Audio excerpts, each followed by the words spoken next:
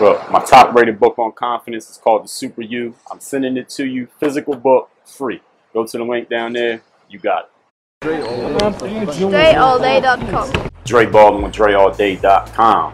This video is about the things you already know. I'm going to tell you about how the things you already know don't become less important because you already know them. They actually become more important. They actually become 10 times important as the things that you don't know. Because what happens with us is, in this world that we have so much information and so many people like myself and hundreds and thousands of others sharing information and knowledge, and we got books we can read, videos we can watch, people can gather so much information.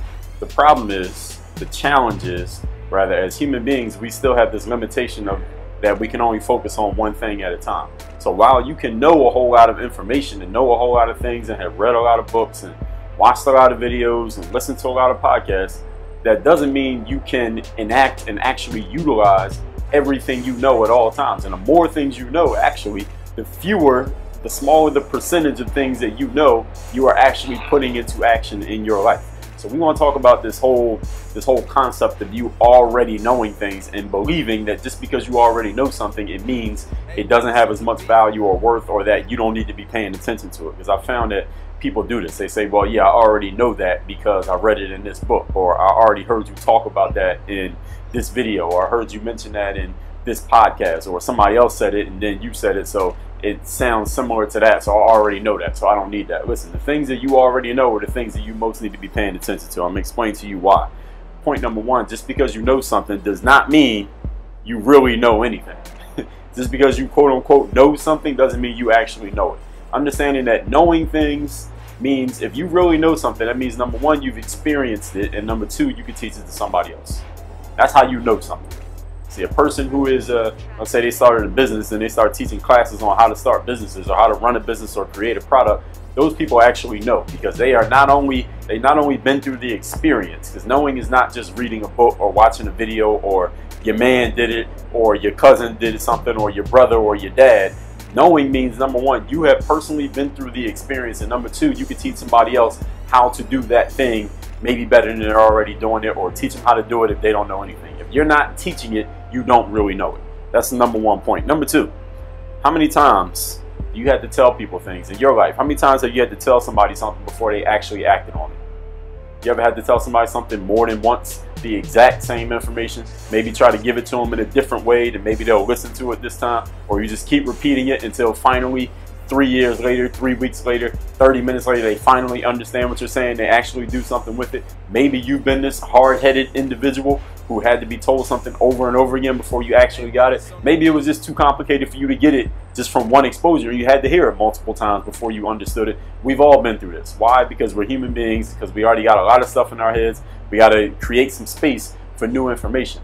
How many times you listen to or recite the ABCs when you were in kindergarten? Probably hundreds, thousands of times, maybe millions of times. I don't know about millions, but thousands of times you did the ABCs in order for you to learn the letters. Then you can put together words, then you can put together sentences. Now you can read an entire book. You got to do things over and over again, sometimes with human beings, all the time with human beings, in order for people to get stuff. You are included in this along with everybody else out there. So just because you've heard something once or read something once or even experienced it does not mean that you never need to revisit that experience, that knowledge, that information. Point number three, in the advertising world, I've read a study that said it takes 7 exposures to a certain product for a person to even remember or register that the product exists, what it is, and what it is that it does, let alone to make a sale. 7 exposures. That means when you watch a commercial on TV or an ad that runs before a YouTube video, they're not trying to get you to buy the product right there on the spot. They're just adding up the exposures. They need you to be exposed to it a certain number of times before it even registers in your mind, let alone do you even go do something with it. You know how you can remember certain commercials and maybe something funny in the commercial or the jingle from the commercial, but you don't even remember what the product was? At least that happens to me often. Why? Because the exposures, the more exposures, okay, I'm remembering who that person was and what they said and how it was funny, but I didn't even remember the product. I mean, what's the purpose of advertising? Is not to get you to buy stuff right on the spot. The purpose is to get it ingrained in your mind. They want it to be accepted by your subconscious, to where you will make the decision to get that product or do that thing without even having to consciously think about it. It takes 7 exposures, meaning, the reason I'm bringing that up in this video means You got to be exposed to things multiple times before you will even notice that it's around you or that it's even happening. Not everything, but a lot of things you got to be exposed to over and over again. Point number 4, last one. One time ain't enough in life. One time in life is not enough. In the music industry, if you make a great song one time and you never make another great song, you become a punchline, right? You become a one-hit wonder. Remember that person had that one-hit song, that one time that they were popular, that one time that everything was popping off, and they never did it again? Who cares about that person? I mean, they may have some fans from that one song, and that song, you might still listen to that song 20 years later, that same one song, but they weren't able to repeat their success. If you're a professional athlete and you're able to get a team to sign you to a contract one time for a 1-year deal, you didn't really have that much of a career. I mean, they call that having a cup of coffee, right? You had a cup of coffee in that league or a cup of coffee in that profession, and then you moved on and went and did something else. One time is usually not enough in life. And what I know to be true is that successful people, and I'm gonna do a video on this in the future, successful people are able to repeat their successes.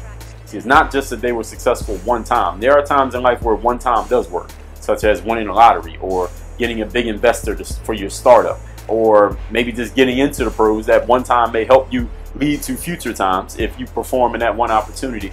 But a professional and someone who's good at what they do, a successful person, is able to repeat their successes. Okay, yeah, I sold a product yesterday, I'm gonna sell another one today. I wrote a great book last year, I'm gonna write another great book. I made a video that people like, I'm gonna make another video that people like. I have a podcast, people love that interview I did, I'm gonna do another great interview.